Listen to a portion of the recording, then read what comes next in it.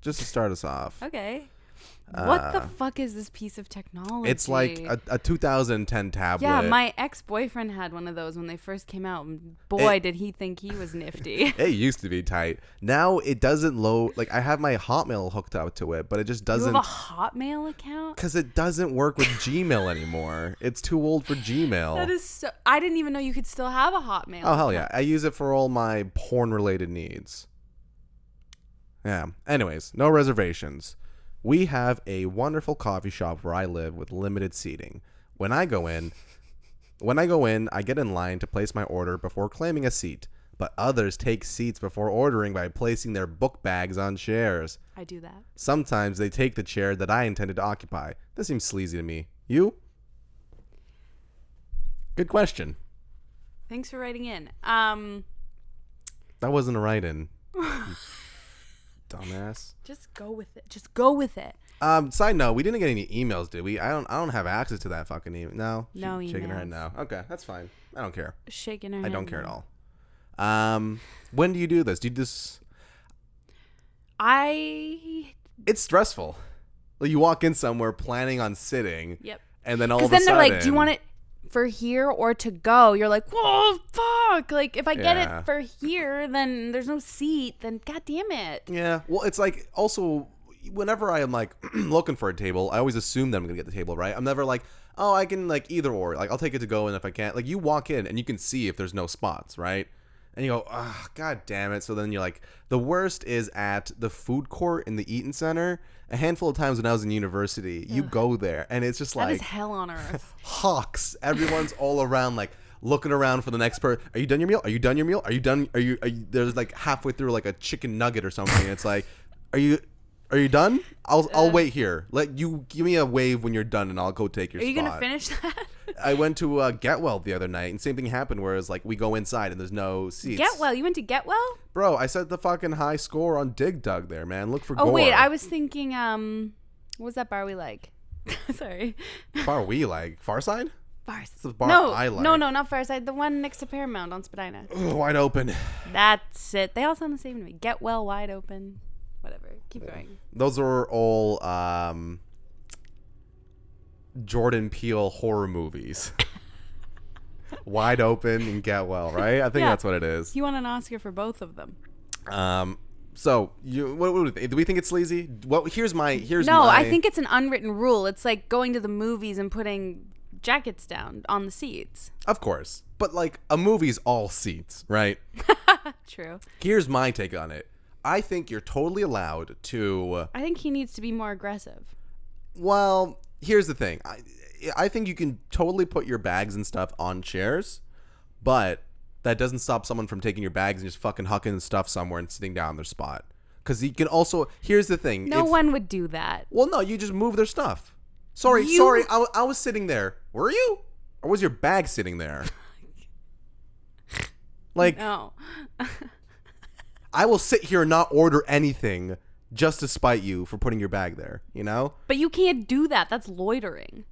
You can't not order something. I'm deciding, bro. There's 4 things on the menu. It's all a variation on the same thing. I'll yell it over the barista, you know? But that's what I'm saying. I'm saying, you know what? Go feel free to put your stuff there.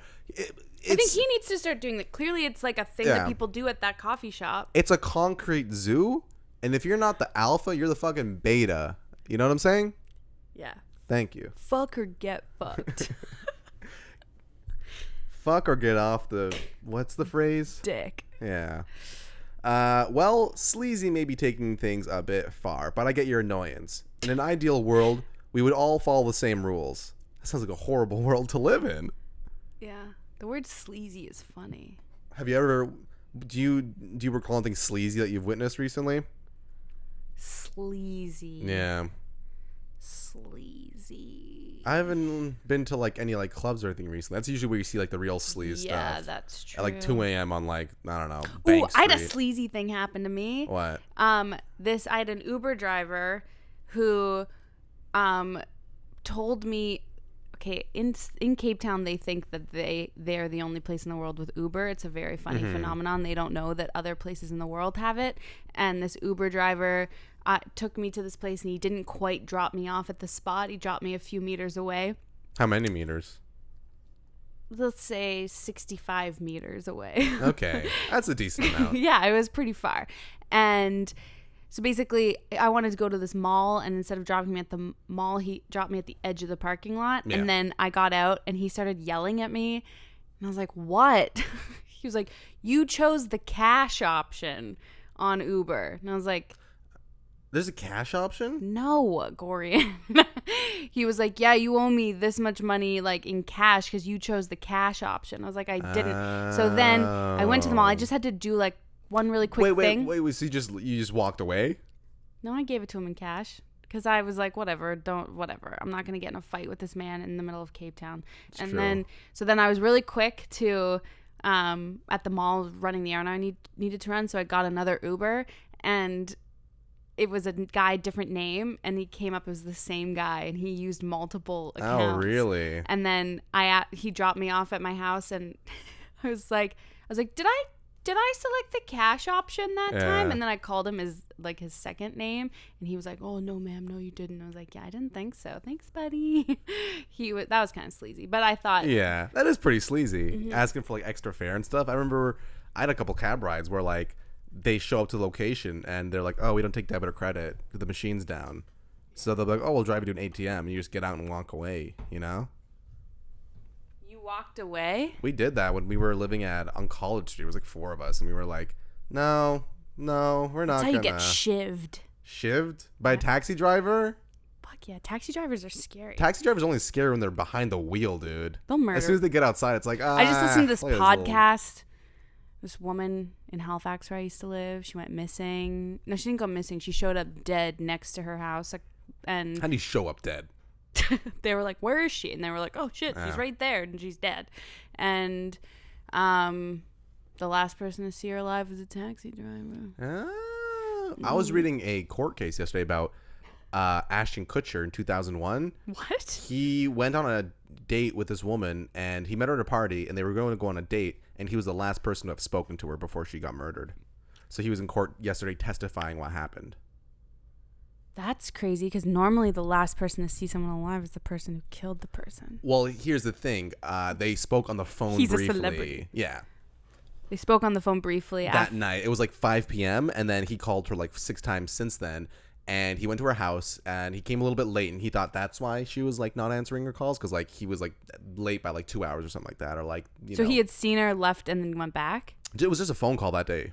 Oh, so he wasn't the last person to see her; he was the last person to talk to her. No, but talk to her, and she was supposed to go on a date with her. Something's amiss here. She was like, I don't want to, and he's like, I'm Ashton Kutcher, I'm gonna punk your ass. Well, here's the thing: he gets to the house, and he's like. It's kind of weird to like read his testifying thing because he was like, I started like peering inside to see if she was home because the lights were on, and then he looked up and he saw like wine that was like spilling down the side of a window. It was her blood.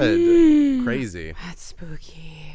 All right, let's read. Oh wait, we even fucking okay. Well, sleazy may be taking things a bit far, but I get your annoyance. In an ideal world, we all follow the same rules. Ask the manager to post the coffee shop's policy on seat saving. Oh, nothing like no. What a wet blanket bullshit thing to do. Excuse me. I would like you to post a policy. Can we get a name system going? Can we get a little reserve system going? Oh, that's the thing. It's like, I don't know. And then the manager has to do it, even though they think you're a prick. Yeah, and then you're like, Tim, what are you doing? This guy fucking, what are you? You ruined the chill vibe of the coffee shop. Yeah, that's how you fucking put a place out of business. Get your food and drink before you sit down, please. If yours refuses, it's practically an invitation to use your jacket to save a seat. Brackets, sleazeball. Yeah, just use a bracket or use your jacket. Do you know what's the most annoying thing? Is that it's now becoming like hip and cool for a coffee shop to not have Wi-Fi.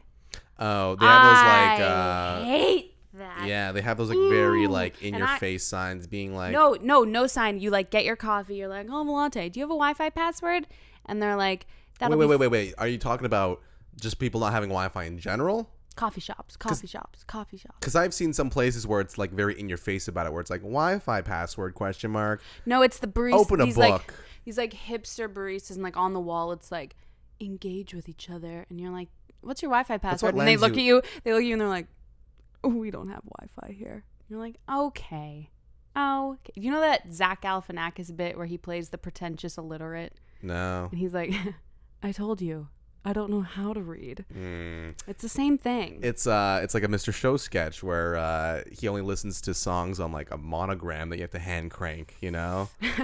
I don't know. It's like, I don't have Facebook. I'm like, fuck you. And here's the thing. These people are telling us to like engage more with one another. No one wants to engage with me, and I don't want to engage with them. Yeah, no one wants to engage with you. It's these people in these bars being like, just because you're serving the drinks and whatnot, it's like, oh, just go talk to people. What? They're gonna shut me. I don't want. We're here to work silently. We want to just go online. You just like go over. You're like, hi. Yeah, would you like to make eye contact? I'm following the sign's rules. Will you save my seat for me? It's the policy. All right. Boy. All right. Let's do amusing.